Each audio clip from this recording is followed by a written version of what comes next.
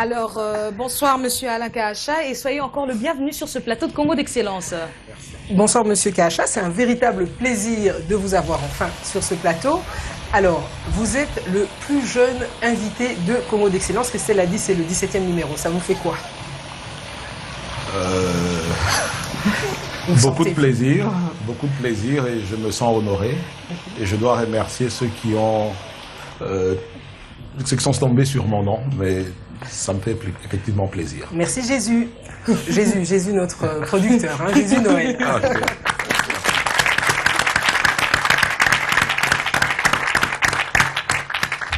Eh bien voilà, nous allons donc démarrer l'analyse de vos valeurs et de vos traits de caractère. Et bien sûr, nous allons après ça vous soumettre aux questions de ces jeunes intervenants avides de savoir, de sagesse. Avec plaisir. Alors, nous allons donc commencer avec le premier thème de notre émission et il s'agit du courage, si on devrait dire du caractère, Nathalie. Tout à fait. Ce qui est très clair chez vous, c'est que il est absolument capital d'avoir le courage d'assumer son point de vue. Vous nous l'avez bien démontré, son point de vue, ses positions et de les défendre jusqu'au bout, quelles qu'en soient les conséquences. Pour autant que vous ayez la conviction d'être juste et équitable. J'aimerais que vous nous expliquiez un petit peu cette façon de voir les choses. Merci beaucoup pour la question.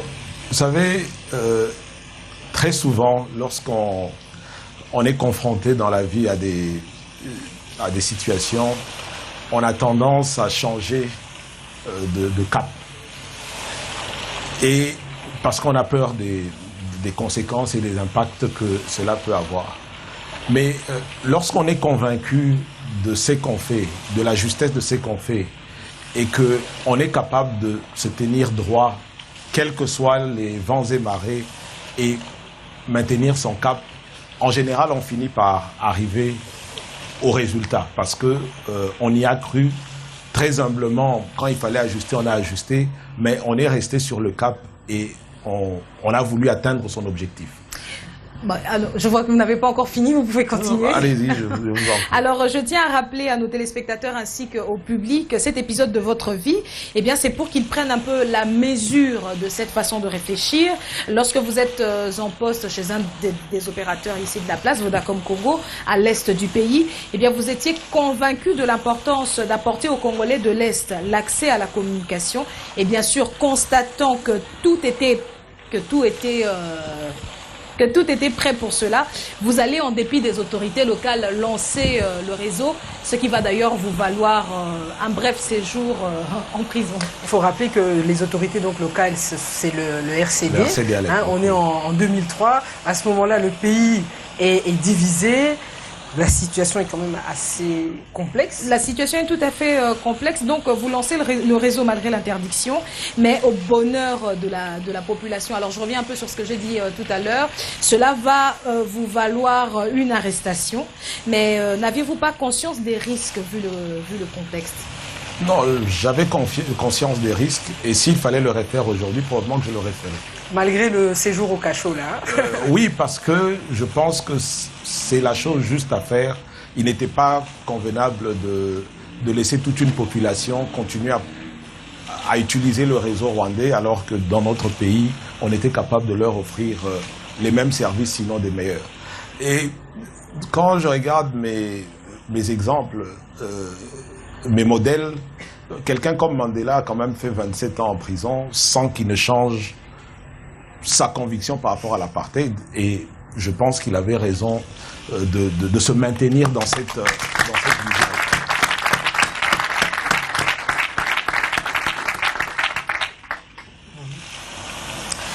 Eh bien, en tout cas, je pense qu'après ces explications, nul ne saurait douter de votre courage. Et une chose est certaine, c'est que sans courage, il n'y a pas de leadership. Et le leadership est aussi une des caractéristiques de notre invité. Je vous invite à le découvrir dans cet élément. Suivez.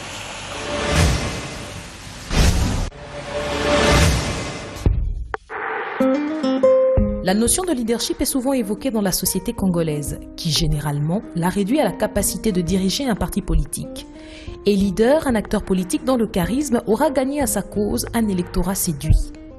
Pourtant, la notion du leadership va bien plus loin que dans le simple jeu politique. Défini comme l'influence d'un individu dans un groupe, le leadership s'étend même dans le secteur des entreprises où il vient renforcer l'image du dirigeant. Alain Kahacha a su comprendre ce qu'est le leadership et a pu l'appliquer de manière efficace à son action managériale.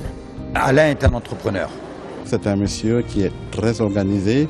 Et ma chance à moi, c'est que je suis tombé actuellement sur un DG qui est très dynamique, qui est très intégrant, même de la plus petite partie. Il ne croit pas au leadership qui écrase. Il reconnaîtra cette phrase parce que c'est la sienne. Ce que j'ai pu dégager chez Alain Kahacha, c'est déjà une approche envers ses agents. Il veut travailler en unité, il veut travailler en équipe. Il veut rassembler ses employés, les mettre à l'aise par rapport à sa vision des choses. Et très sérieux dans le travail et très focus. Très déterminé, qui a une très grande vision pour la société et qui le fait avec les hommes et à travers les hommes. It's a good start. I haven't worked with him, but just one or two times that I've spoken to him, I can sense a positive leadership. So. Il n'a pas peur de prendre des décisions. Donc, très respectueux, écoute et surtout un décideur. Ça veut dire, je pense qu'avec un chef comme lui, on pourra facilement, avec notre travail, être tenu par la main et arriver vers un résultat meilleur. Selon Youssouf Wadi, chercheur à la Solvay Brussels School of Economics and Management et fondateur de l'initiative Learn to Lead, le leadership ne s'enseigne pas, mais il peut s'apprendre.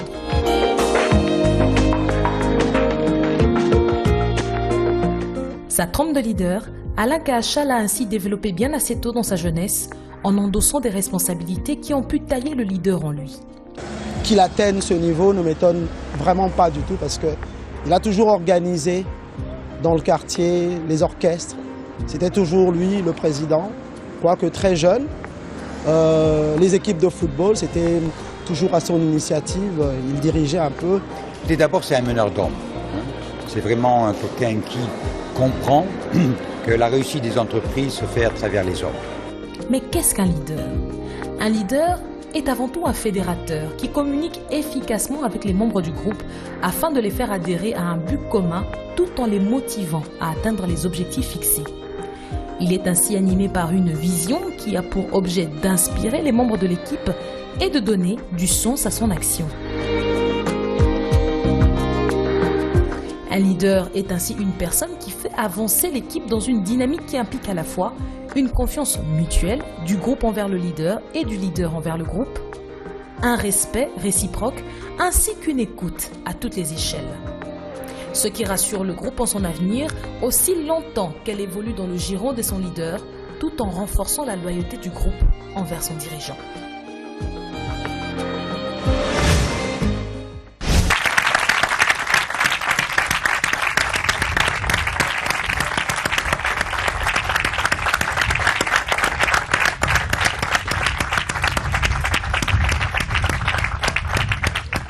Alors, je pense qu'après ce reportage, Nathalie, nous sommes en mesure à présent de passer au jeu de questions-réponses. Tout à fait. Avec votre permission, Monsieur Kahacha, nous allons donc prendre la première question.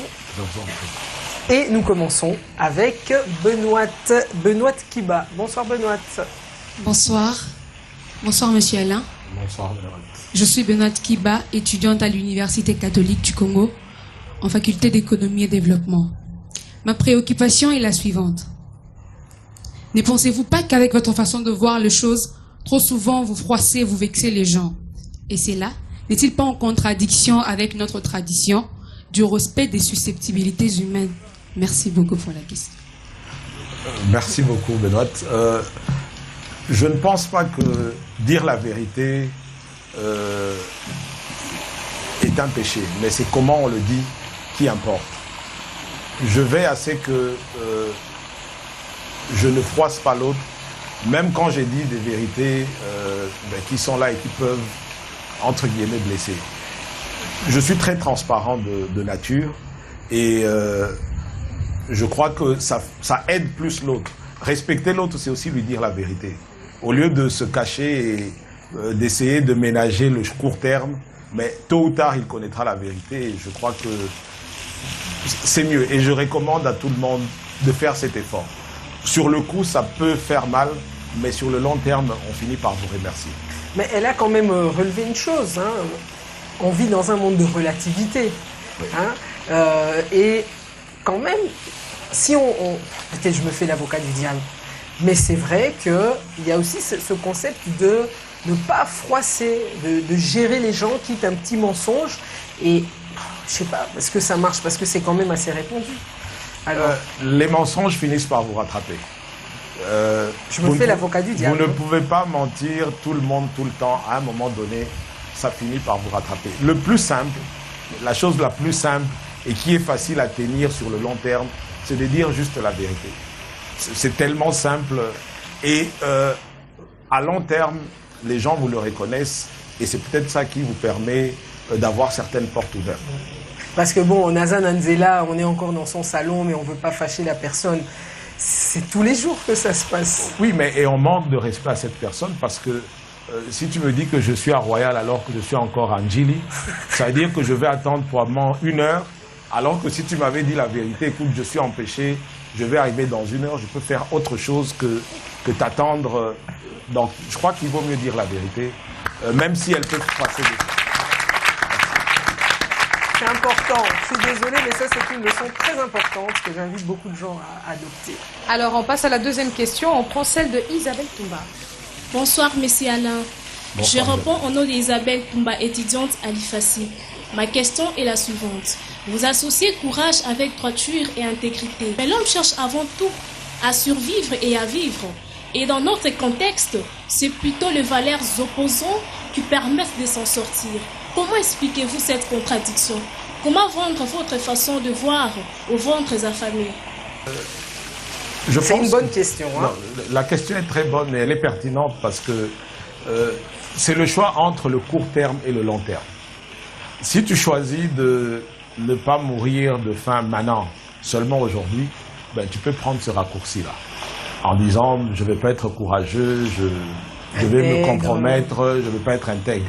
Mais si tu veux, sur le long terme, imagine qu'à 20 ans, tu commences déjà à ne pas être intègre, à mentir. Mais tout le monde dans le quartier, tout le monde dans le pays saura que Isabelle, c'est quelqu'un qui n'est pas fiable. Mais quand tu en auras besoin maintenant, quand tu cherches le travail, quand tu veux faire la promotion parce que tu es entrepreneur, ben, les gens sauront qu'il ne faut pas faire confiance à Isabelle. Donc, si tu veux des fruits à long terme, il est bon de tenir et de ne pas céder à la tentation du court terme en étant malhonnête ou en essayant de ne pas être droit. Et je peux au moins en témoigner parce que quand je regarde ce qu'aura été ma vie, je pense que ça m'a aidé à arriver là où je suis aujourd'hui.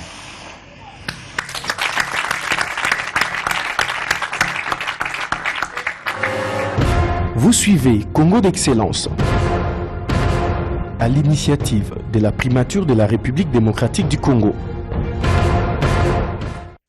Alors, le deuxième thème de cette émission est une valeur qui vous est fondamentale. Et sachant que vous êtes un chrétien pratiquant qui attache une grande place à la foi, et bien sûr, cette valeur, c'est la générosité, Nathalie. Effectivement, Christelle.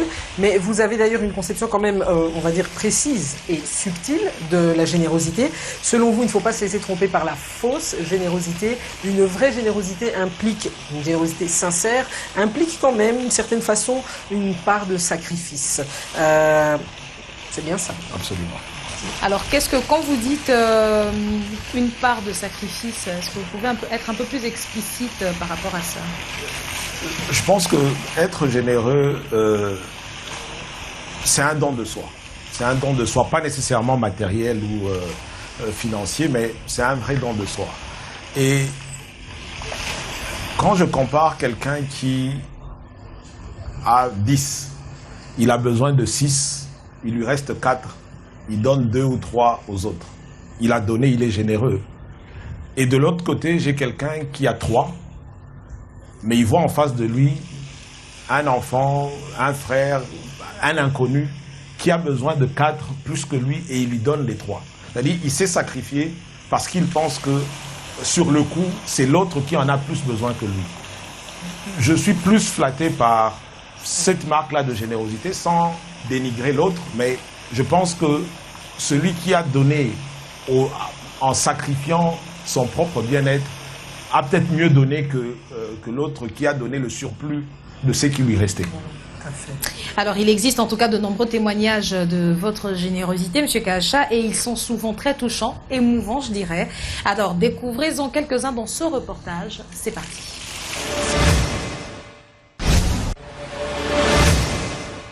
La générosité pour Alain Kacha, c'est une chose primordiale, voire vitale.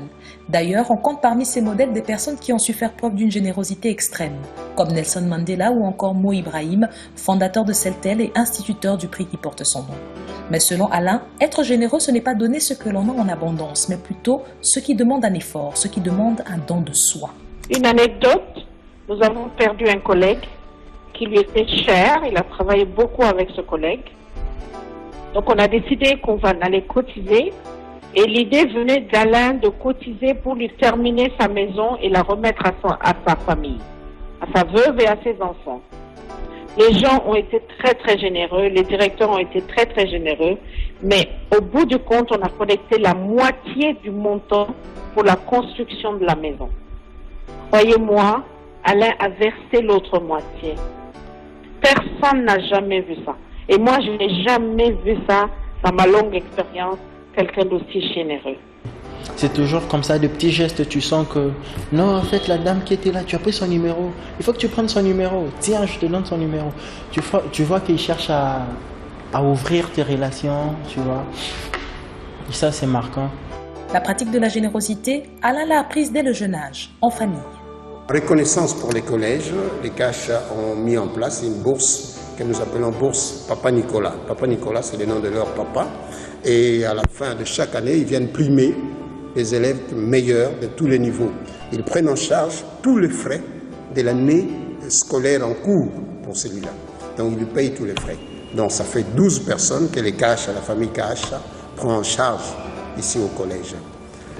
Et cela fera bientôt, je crois, plus de 4 ou 5 années qu'ils ont institué cette bourse. Et tous nous sommes très contents.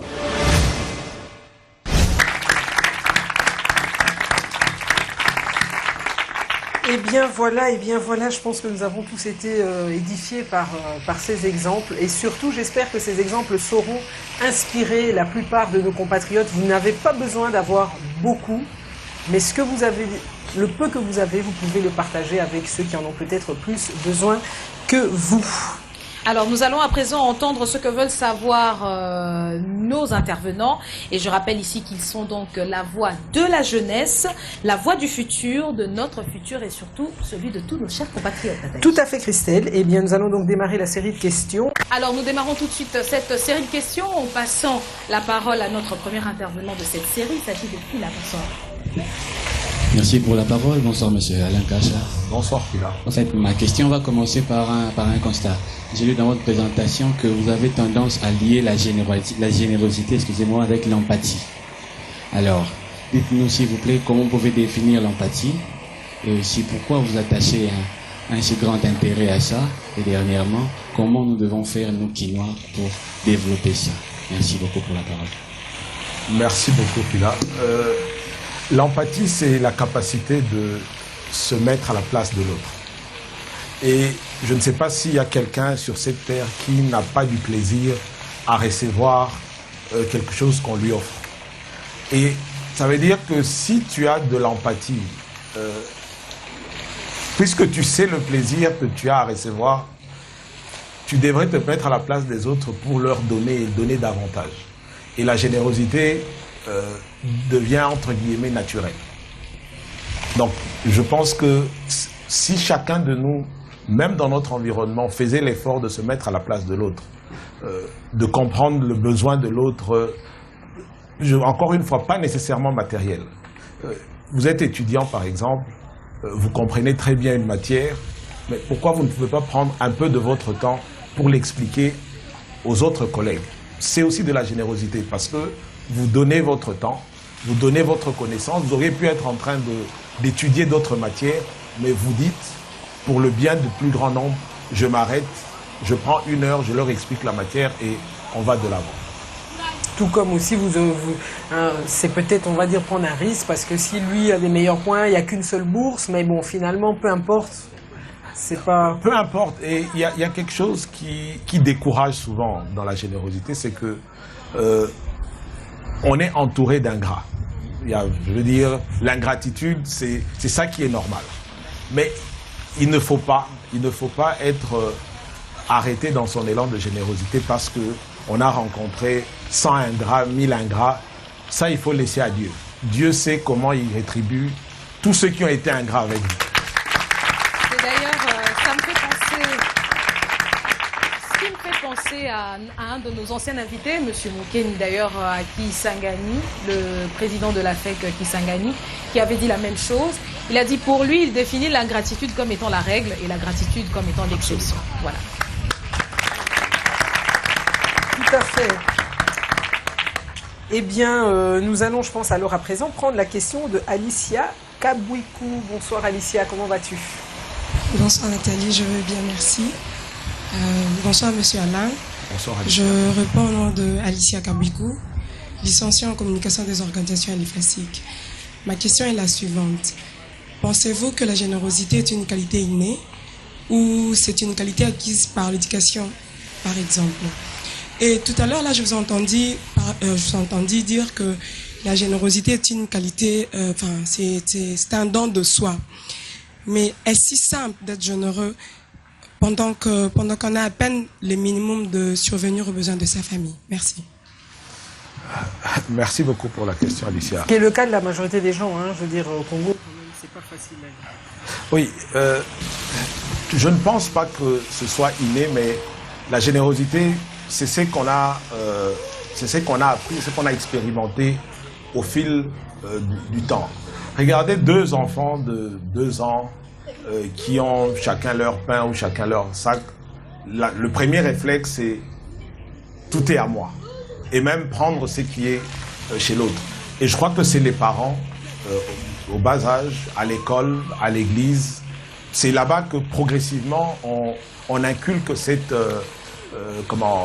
valeur. Et ceux qui l'assimilent le mieux, je crois, au fil du temps, vont encore plus loin. Maintenant, est-ce que c'est si facile? Non, ce n'est pas facile, mais on a parlé d'empathie tout à l'heure. Est-ce que tu serais contente de savoir que l'autre n'avait que un et il te l'a donné, il s'est sacrifié pour toi? Si tu vas être contente, mais pourquoi toi tu ne peux pas le faire à ton tour? C'est la question qu'il faut se poser.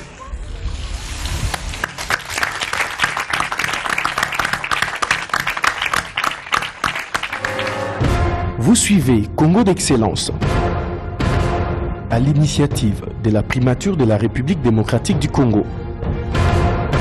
Et bien voilà, nous allons à présent aborder le 3e thème de cette émission. C'est un thème un peu plus technique. Je le rappelle quand même, notre invité est polytechnicien, donc c'est normal qu'on complique un petit peu les choses, mais pas tant que ça, Christelle. Alors, effectivement, il a bosse des maths. Il a la bosse des maths. Ah, il a la bosse. Ah, d'accord. J'avais pas bien vu. Alors, effectivement, Nathalie, notre invité de ce jour, il a la bosse des mathématiques et il aime les choses plutôt carrées. Et il n'est pas étonnant qu'une de ses valeurs, à côté du travail, soit justement la planification. Eh bien, pour mieux comprendre son point de vue, chers téléspectateurs, je vous invite à suivre cet élément. C'est pas la planification familiale, hein? Si la carrière et le succès d'Alain Kahacha se sont construits sur des valeurs et du travail, beaucoup de travail, ils se sont aussi développés grâce à son incroyable sens de la planification.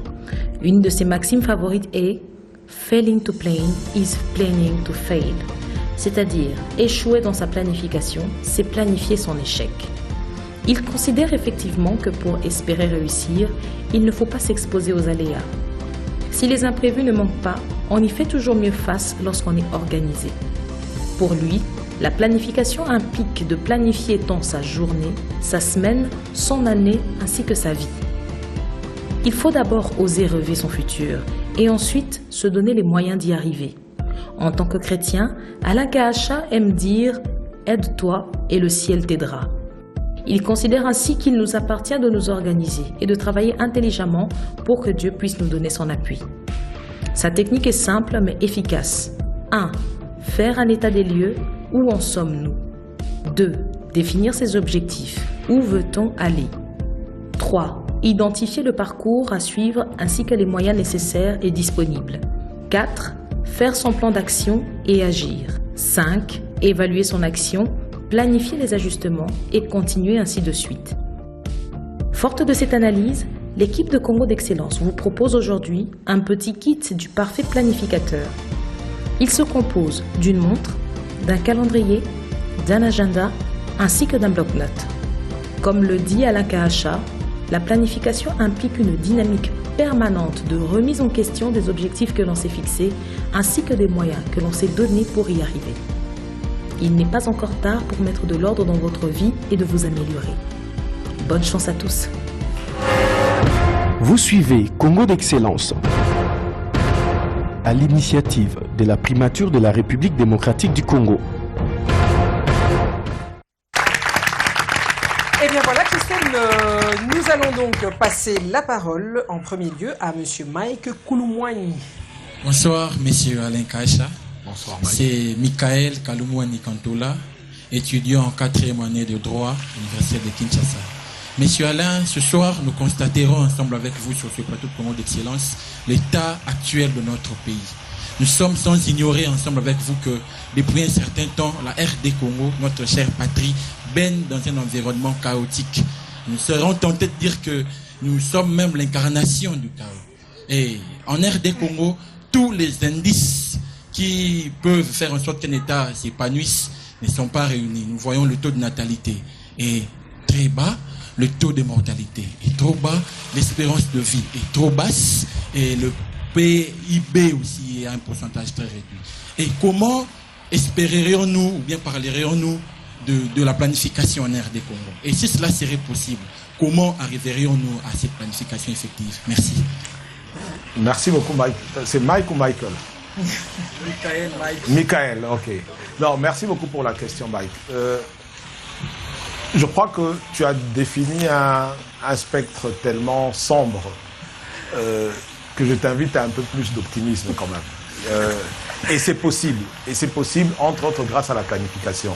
Une chose est de dire que nous voulons un Congo émergent en 2030, mais on doit se mettre en marche pour planifier comment on y arrive et comment on change ce tableau. Que dans 5 ans, dans 10 ans, tu reviennes sur un plateau et que tu dises le tableau du Congo, il y a 15 ans, je le présentais ainsi, et aujourd'hui, on est arrivé là grâce à la planification. Et souvent, on s'arrête juste à l'état des lieux. On a constaté, mais une fois qu'on a constaté, qu'est-ce qu'on en fait? Puisqu'on connaît notre objectif, on veut qu'on ait un PIB de tel niveau, on veut avoir un taux de mortalité qui est le plus bas, mais il faut qu'on se mette en marche avec des actions et avec un niveau d'exécution. La discipline dans l'exécution fait toute la différence. Aujourd'hui, il faut agir pour que... c'est vraiment, moi, ma devise dans la vie. Aujourd'hui, mieux qu'hier, mais moins bien que demain. J'adore ça.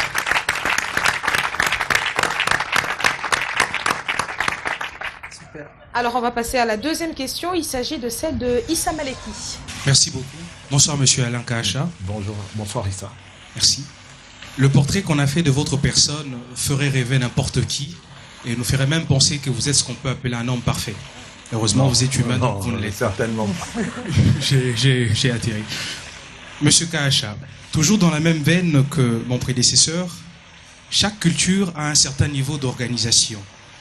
On prend pour le cas de l'Europe, les Suisses et les Allemands passent pour les plus organisés et les plus structurés de l'Europe tout entière. Quelle conclusion tirez-vous de cette différence? Et dans le contexte qui est le nôtre, comment on peut en tirer profit?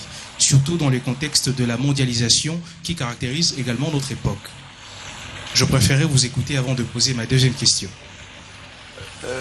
Je ne suis pas d'accord avec vous que c'est géographique, la capacité de mieux planifier ou pas. Ce n'est pas une fatalité.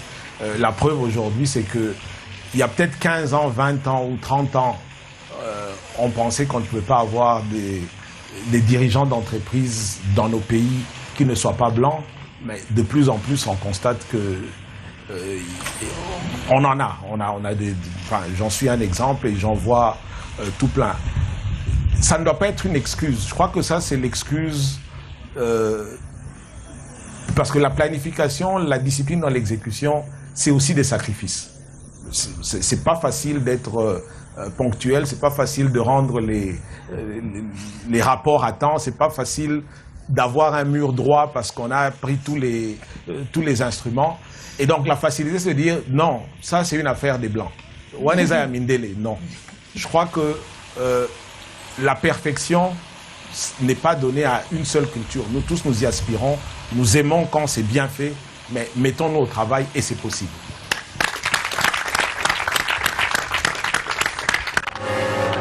Vous suivez Congo d'Excellence, à l'initiative de la primature de la République démocratique du Congo. Alors, nous sommes déjà au 4e thème de cette émission. Il s'agit du dernier que nous abordons aujourd'hui. Alors, notre tête est non pas de plus en plus pleine, mais de mieux en mieux faite. Et nous allons donc aborder le 4e thème, c'est celui du respect. Le respect des autres, le respect mutuel. Et bien sûr, c'est pour vous d'ailleurs une valeur centrale, sinon la première des valeurs, car elle implique de nombreux corollaires, Nathalie. Effectivement, selon vous, si je te respecte, je dois te dire la vérité. Si je te respecte, je ne peux pas venir en retard à un rendez-vous sans m'en excuser. Si je te respecte, je dois être juste et équitable envers toi. Etc., etc. Avec le respect, tout y est en vérité. Effectivement, alors moi je voudrais quand même vous poser une question, peut-être un petit peu cliché, mais bon, moi j'ai quand même pu le vérifier. On dit souvent que les gens de l'Est sont des gens très respectueux. Alors, est-ce que selon vous, c'est vrai ou pas? Vos parents sont de Bukavu. Est-ce que justement cette importance que vous donnez au respect, vous la tenez de là? Et comment, si c'est le cas, le généraliser à toute la nation? Merci beaucoup pour la question. Oui, non, je la tiens de mes parents certainement, mais je ne pense pas que c'est lié à l'Est ou à l'Ouest. Autant on peut trouver des personnes irrespectueuses à l'Est, à l'Ouest et partout. Donc vous dites que c'est faux, c'est un mythe. C'est un mythe. Vous avez été partout dans le pays. C'est un mythe. Vous ne trouvez pas que les gens sont... Non, pas particulièrement. Comme je dis, on en trouve d'aussi respectueux à l'Est qu'à l'Ouest. Et d'aussi respectueux, hein? Absolument. Pas seulement au Congo, mais un peu partout où j'ai circulé, on en trouve un peu partout. Alors, donc oui, vous avez été effectivement partout. Alors, selon vous, justement, comment ça se cultive? Vous le tenez, donc, vous dites ça vient de votre éducation. Voilà, expliquez-nous un petit peu, si c'est pas plus un coin, un autre. Non, je crois que, encore une fois, je reviens à l'empathie. Qui n'est pas content quand on le respecte? C'est la première question. Qui n'est pas content lorsque il a en face de lui quelqu'un qui le respecte? Et quand je parle du respect, je commence par le respect de soi-même. Il faut se respecter et éviter de se donner en spectacle négatif qui n'inspire pas les autres. Respecter l'autre. J'ai parlé de l'empathie. À partir du moment où je te respecte, je sais que je te fais plaisir comme j'aurais aimé qu'on me fasse plaisir en me respectant. Respecter la chose publique, respecter son pays, respecter les lois de son pays, les autorités de son pays, je pense que ça permet à quelqu'un d'aller de plus en plus loin. Être irrespectueux, être indiscipliné ne paye jamais. Je ne pense pas qu'on ait tant d'exemples que ça où l'indiscipline, le manque de respect a payé. Ça vous ferme les portes. Et bon, vous êtes cliché comme quelqu'un qui est invivable, quelqu'un qu'il faut éviter, et ce n'est pas bon. Quand on avait parlé avec vous, vous aviez parlé d'un principe biblique corinthien. Là, c'était par rapport, comme vous disiez, à l'empathie. Voilà. Mais ce que vous venez de dire maintenant me fait penser au concept de karma chez les bouddhistes. Je ne suis pas bouddhiste, j'en fais pas la promo, mais où ils disent finalement le bien que vous allez faire, le respect donc que vous allez donner aussi peut vous revenir par répercussion. C'est faux. C'est faux que ces personnes-là qui sont en train de faire la promotion des antivaleurs fassent croire à tout le monde qu'on ne peut pas faire différemment. Ce n'est que ça la solution. je ne crois pas. Bon, moi, je me fais l'avocat du diable. Si les gens sont honnêtes dans cette pièce, hein, je suis en route alors que je suis encore chez moi. Qui n'a jamais fait ça? Lève la main. Ou qui ne le fait pas d'habitude? Lève la main. Moi, je ne le fais pas. Levez la main, levez la main, levez la main. Mais Nathalie, en réalité, c'est possible d'être en retard. Mais la seule chose, si vous avez rendez-vous à 10h et que vous savez déjà à 9h45 ou à 9h30 que vous serez en retard, n'attendez pas 10h30 quand l'autre vous appelle pour vous dire que... Appelez-le avant. C'est le minimum de respect. Oh, mais Christelle te sent pas visée quand même. Oh, ça va. Alors, on va prendre la deuxième question, c'est celle d'Alicia. Bonsoir, monsieur Alain. Bonsoir, Alicia. Je reviens encore vers vous avec une nouvelle question qui est de savoir quel rapport voyez-vous entre respect et réussite, tout en sachant que la réussite implique marcher sur les autres, les écraser pour avoir sa place. Merci. Merci beaucoup, Alicia. Je ne crois pas que réussite va avec marcher sur les autres. J'ai eu un patron chez Coca-Cola qui avait l'habitude de dire dans la vie, il ne faut jamais monter seul. Il faut toujours monter avec les autres. Et l'exemple qu'il donnait, c'est que il dit, Alain, si tu montes avec les autres, le jour de ta chute, ils seront là pour amortir ta chute. Mais si tu les as laissés trop bas, ben, tu vas te casser la gueule sérieusement. Et il dit, n'hésite jamais à avoir quelqu'un qui était en dessous de toi, qui va au-dessus. Parce que le jour de ta chute, c'est lui qui te tiendra par la chemise. Et je crois que c'est une fausse conception de penser que on doit être la seule bougie qui brille. Si on est la seule bougie qui brille, ben, la salle ne sera pas...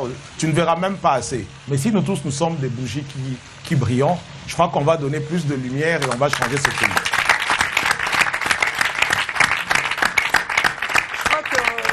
Je me suis fait l'avocat du diable beaucoup parce qu'il y a des réalités et on est là d'ailleurs parce qu'on veut faire évoluer les choses, il y a des antivaleurs et franchement ce soir il y a beaucoup de choses à prendre, il y a beaucoup de choses à apprendre, ce n'est pas une fatalité la situation dans laquelle nous sommes, nous avons des exemples vivants qui sont là pour nous tirer en avant et j'invite vraiment les téléspectateurs à prendre très au sérieux tout ce qui est dit et à embrayer le pas comme monsieur l'a dit pour changer ce pays et vivre dans la prospérité et la paix. Alors nous arrivons malheureusement à la fin de cette émission et bien pour terminer, nous allons échanger avec vous sur un thème qui vous tient à cœur. C'est la formation continue, on a eu l'occasion de le découvrir en échangeant avec vous. Et à ce sujet, Christelle, il y avait un auteur, n'est-ce pas? Tout à fait. Alors, Monsieur Kacha, parlez-nous un peu plus de Stéphane Covey, parce que, à ce que je sache, vous avez eu la chance de le rencontrer. Comment a-t-il impacté sur votre mental? Merci Christelle. J'ai commencé par lire un des bouquins très populaires que je recommande à tout le monde, à la jeunesse et à tout le monde, de Stéphane Covey, les 7 habitudes des personnes qui réussissent tout ce qu'elles entreprennent.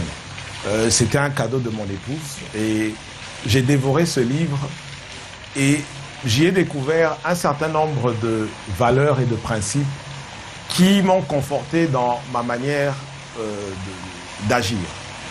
Et pendant que j'étais au Congo-Brazza, il y a eu l'opportunité d'aller à Bahreïn pour une formation qui était animée par Stéphane Covey lui-même, où il parlait de la 8e habitude. Et la 8e habitude, pour lui, il a écrit les 7 habitudes, les 7 habitudes des personnes qui réussissent tout ce qu'elles entreprennent. Et la 8e habitude, il dit from effectiveness to greatness. Ça veut dire de la réussite à la grandeur. C'est une étape au-dessus. Et pendant ce workshop, quelque chose qui m'a marqué, c'est que il demande qu'on soit optimiste. Et quand je prends Churchill, Churchill dit les pessimistes voient une difficulté dans toutes les opportunités. Et les optimistes, eux, ils voient une opportunité dans toutes les difficultés. Je vous conseille vivement de vous éloigner de tous les pessimistes autour de vous. Les pessimistes autour de vous, c'est ceux qui vous disent « cette matière, vous ne réussirez jamais. Ce prof, mettez-les loin de vous, ils sont pires qu'Ebola. »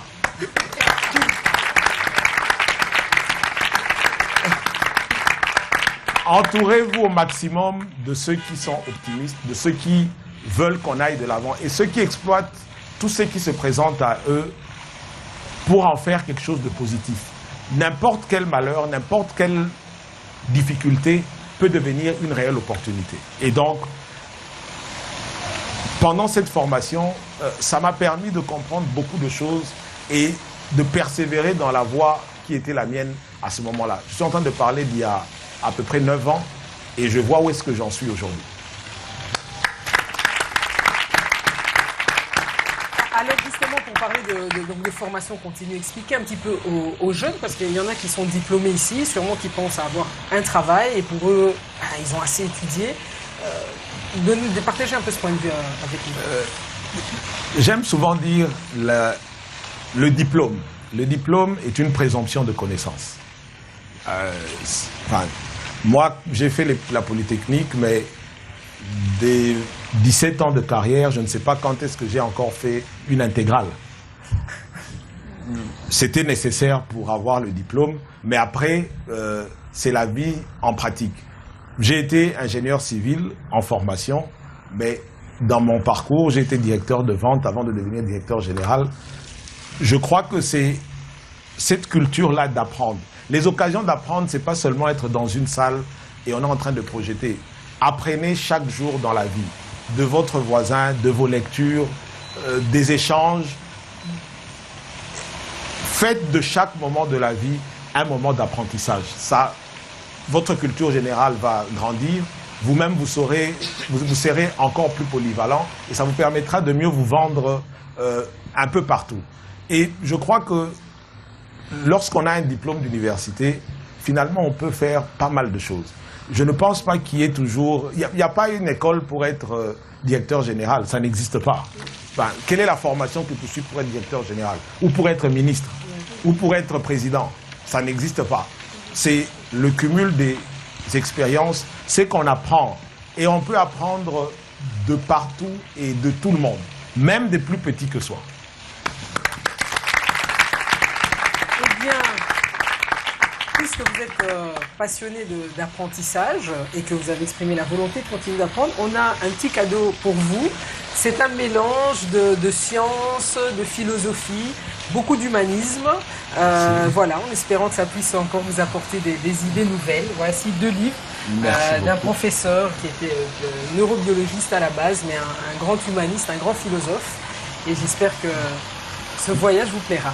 Merci beaucoup d'enrichir la bibliothèque.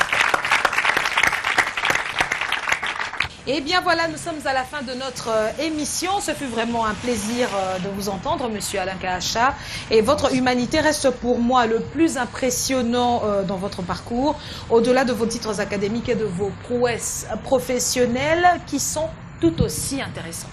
Tout à fait, nous vous remercions vraiment sincèrement d'avoir répondu à notre invitation et surtout d'avoir justement partagé avec le plus grand nombre quelques-uns des secrets et des clés de votre réussite et de vos succès. Ce fut un vrai plaisir et nous vous remercions donc d'avoir contribué à notre humble tentative d'essayer d'élever tant que possible notre jeunesse. Et surtout, je voudrais savoir si, avant de clôturer, vous avez encore un dernier mot à adresser à la jeunesse. Oui, un dernier mot. Je crois que c'est possible aujourd'hui soit mieux qu'hier et moins bien que demain. Et cela passe par le travail, par la considération, par le respect mutuel, par beaucoup de générosité, par beaucoup de discipline de soi et finalement, tous ensemble, on est capable d'y arriver. Et donc, il faut croire en ça, il faut être optimiste. Je crois qu'on y arrivera tôt ou tard. Merci.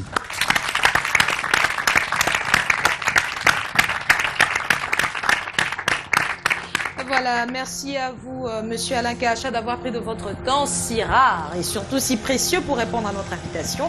Merci de nous avoir aidés dans notre combat pour l'émergence d'une jeunesse productive et surtout d'un Congo florissant.